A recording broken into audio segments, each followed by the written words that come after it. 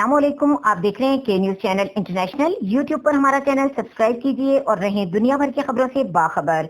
रुक करेंगे लाहौर का, जहां से रिपोर्ट कर रहे हैं हमारे नुमाइंदे इरफान खान। मोबाइल स्क्वाड की कार्रवाई। लाहौर में मंशियात की सप्लाई नाकाम। मुलजिमान के कब्जे से 31 किलो चर्स और 7 किलो 500 ग्राम अफीम बरामद कर ली गई। मोबाइल स्क्वाड ने बर्वक्त कार्रवाई करते हुए लाहौर में मंशियात की सप्लाई नाकाम बना दी। एसपी पोस्ट शेराकोट जवानों ने 2 मुलजिमान के कब्जे से 31 किलोग्राम चर्स और 7 किलो 500 ग्राम अफीम बरामद कर ली। मुलजिमान रावलपिंडी से लाहौर मंशियात सप्लाई कर रहे थे। गिरफ्तार मुलजिमान में इसरार और शहरोज शामिल हैं। मोबाइल स्क्वाड के जवानों ने मुलजिमान को मुतल्लका पुलिस के हवाले कर दिया, जहां मुलजिमान से मजीद तहकीकात अमल में लाई जा रही है। एसपी मोबाइल साजिद खोकर के शेराकोट एसपी पुलिस पोस्ट की टीम को शाबाश। एसपी मोबाइल का मजीद कहना था कि ऐसे जराइम पेशा अफराद के खिलाफ जेरे टॉलरेंस पॉलिसी पर अमल पैरा है।